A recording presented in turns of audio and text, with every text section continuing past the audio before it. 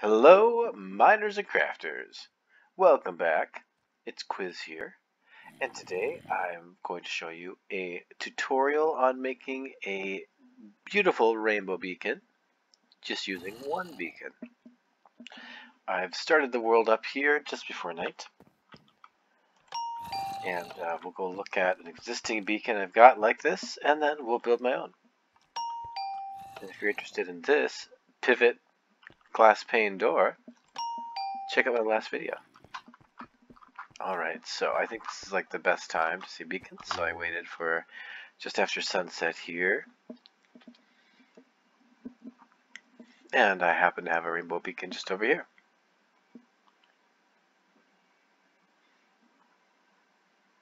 So, right now, I get over here quick before it loaded. You can see how it's constructed. See, there's a bunch of individual glass panes. Sometimes beacons, and this one does go down, sometimes they don't show up right away because the game takes a second to actually process through and kick in that beacon down there. So in today's, we're actually going to make the beacon a little bit higher up, rated like sea level, just to make sure that we don't have this particular issue. However, for now, it works out alright because you can see how this works. The color will change as it hits each of these. There we go. But you can see that there's more than just the colors of the glass panes. See, for these 3 blocks or 4 blocks here, we have this shade of orange, and then we go to a different shade of orange, and then another shade of orange, and then like a yellow, and so on. This is a trick used by people when you want to make a big, huge rainbow with many different colored beacons.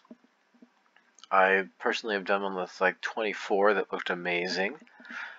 But I really like the single beacon look, and it's much more realistic in survival. I think it's just as hard to make all of the different colors of panes as it does to just get the weather. Well, maybe that's an exaggeration, but anyway, once you have gotten yourself a beacon, then you just need to make yourself a bunch of these stained glass panes. So you can do a different color palette, and you can do more space in between them.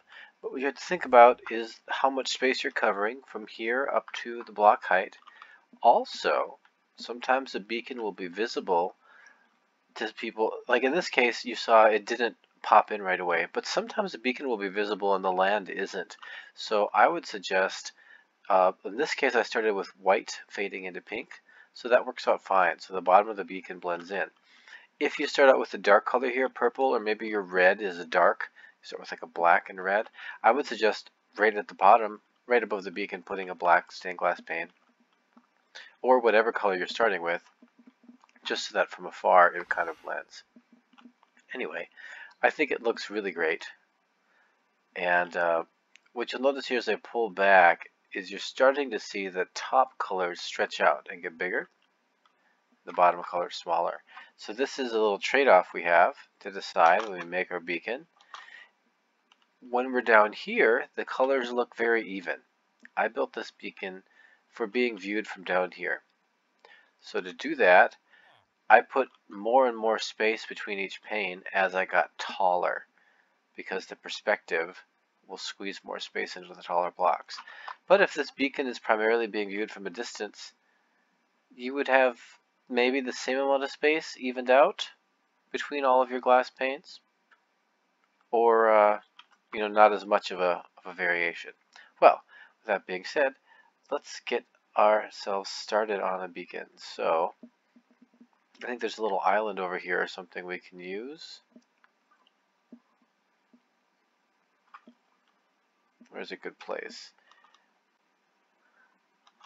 I'll do one right here.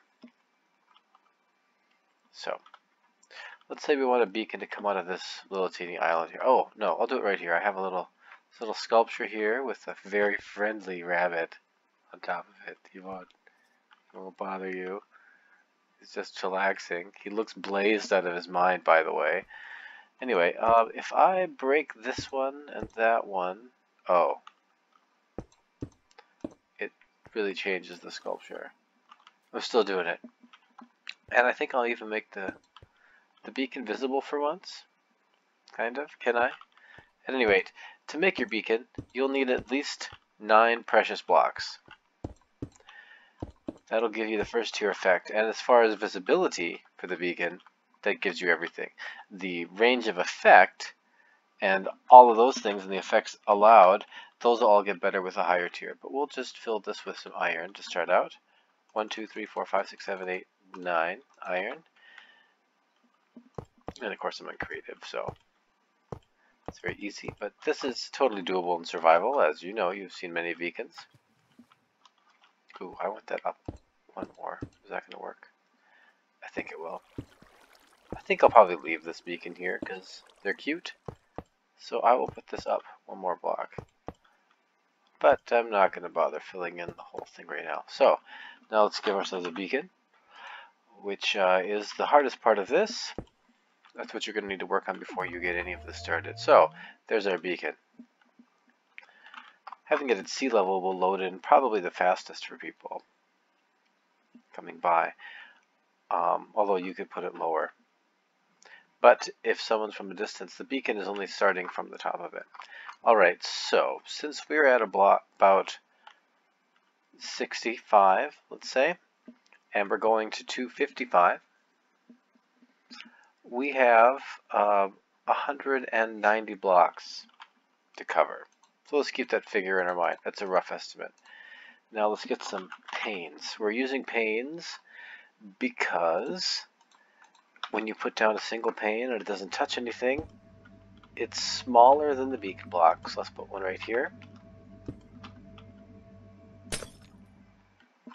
As you see, I could have put a regular piece of glass, but the pane does the exact same thing, and you can't tell that it's there unless you have a block next to it.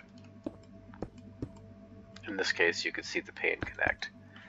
So that's what we're going to use to make our beacon. In this case, I'm going to do a pink.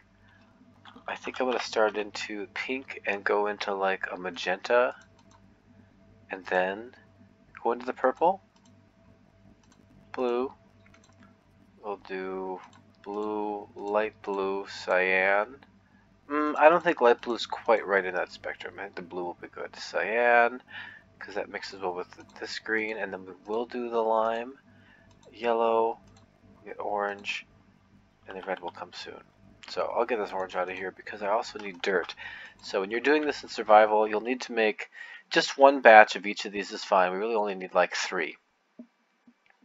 And that's because the beacon will remember a certain number of blocks behind it. Now this is kind of hard to see, so I'm going to turn off the beacon with a piece of dirt. Okay, so if we put down 3 pinks, it would just look the same, pink. But if you put down pink and then this magenta, you see you get this magenta color here. But if I remove the pink, the magenta changes. So you see that it remembered more than just the previous block. So with that in mind, we're going to kind of imagine it as using 3, just for simplicity's sake. So let me put this down here. Get a block on top.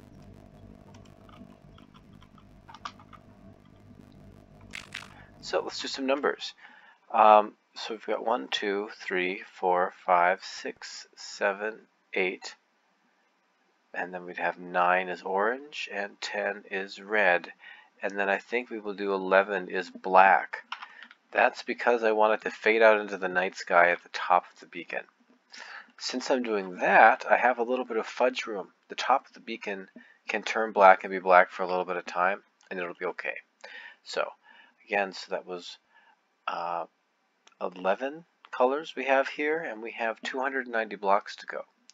This beacon is not something people will be close to, so I'm going to give them everything about the same amount of space between colors. And we can decrease the amount of space between like cyan and blue and stuff. In this case, I think I'll leave it. We'll have a little bit of extra space on the greens and blues, but I think it'll look good.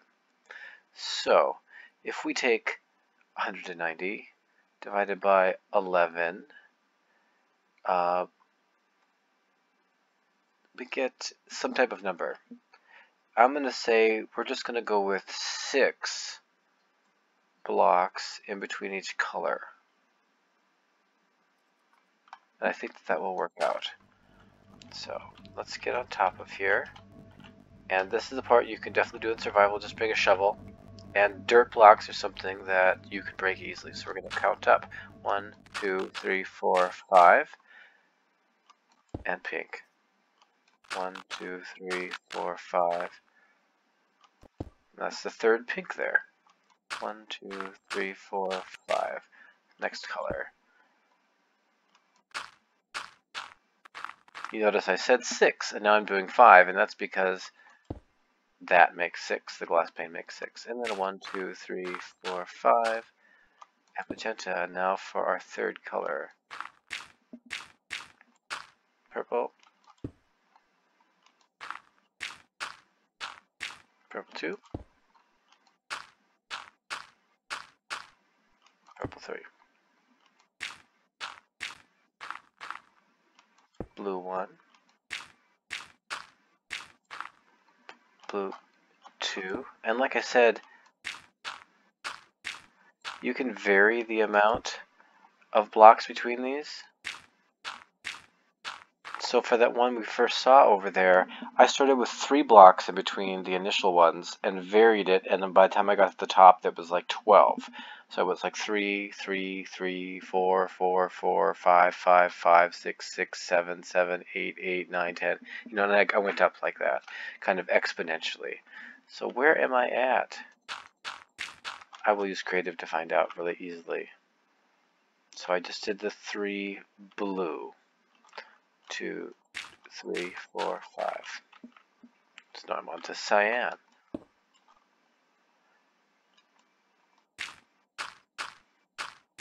You don't have to go exactly like this. There's room for a lot of variation. There's room for restricting colors. 1, 2, 3, 4, 5.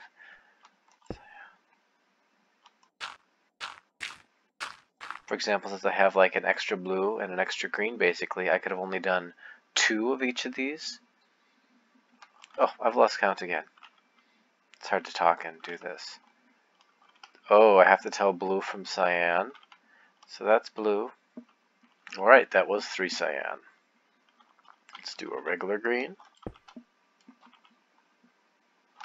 1, oops. 2, 3, 4, 5. 2. And 3. And then a lime. And the second lime. Now I always feel like the yellow is too small in the color spectrum, and if you look at it, it's a tiny sliver. But our eyes are very sensitive to it. So at any rate, I'm going to give us 2 limes and 4 yellows to kind of balance that out. So 1 yellow, 2, and then 3. And then we'll go back to 5 and 4. So you notice I put a couple less blocks because I put more yellow just to balance it out. So now we're done with yellow. We're getting close up here. So let's do orange. Oh, I'll just type pane, red, and then we'll do black. Okay, orange. 2, 3, 4, 5. 2. I actually usually start with red on the bottom.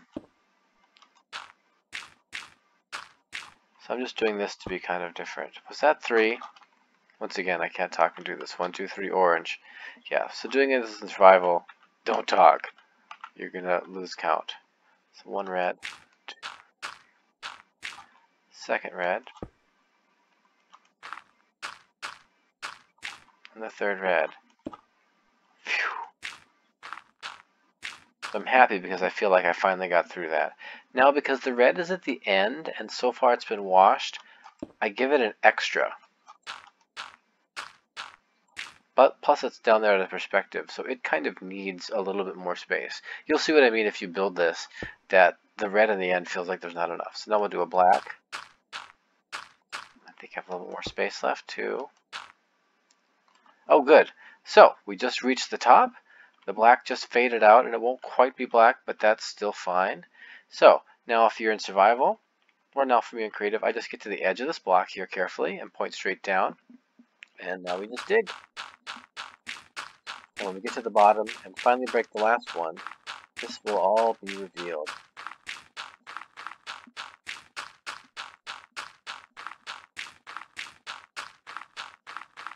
It takes a moment, but not really that bad. The worst part for me is just the counting, especially since I'm battling. You have to keep track of everything. But as you can see, we just needed 3, a couple times 4 of each of these colors. So you just need to basically have 8 pieces of glass and 1 die for each of the colors that you're going to include in the rainbow. If you don't use as many colors, you'll have more empty space in between them. So you don't need to use more glass panes. You really only need like this 3 or so in between. Now, since I've decided to be weird and go through this stone sculpture out here, I've got to do that. But there we go. Let's set time set to 23,690. Should be a nice time. All right, so this is a rainbow beacon that starts in pink. It's a big pink section, and it fades out. A lot of times I've gone back and redone them, and as you can see here, the red looks small. And because I didn't give extra space to the top colors, they do look squished. So this is the beacon from a little bit further back, and you see it starts to get better. But I might be tempted to go back and redo it if I was doing this myself for keepsies and expand yellow, orange, and red a lot more. Or flip them and put them in the bottom. But you can really do whatever you want because it's up to you. I messed up on the time, didn't I? Time set 12,690. That's what I wanted. There we go. So now you can see what I was going for with the top fading to black. But I think I like my original design a little bit better, where I have red in the bottom. But it's all up to you. You could just fade between a couple of colors. Or like 3 colors. You can have a long fade of some kind of one color into black or white. The choice is yours. As you can see, if we zoom in real close, you can see this subtle color change every so often. So you can get quite a few shades out of just a few pieces of glass. And this is why I like to include the cyan, because you get the nice section here of all these different blues. So maybe if you're doing it for yourself, be prepared for a redo, so you can get it exactly how you like that. Anyway, hopefully I've inspired you to make something cool. You could also do a couple of these together to get multiple effects, etc. Please hit like if you like this tutorial video, and hit subscribe if you'd like to see more tutorials or Minecraft videos or games in general. This has been Kwiz, and I'll see you later. Bye-bye.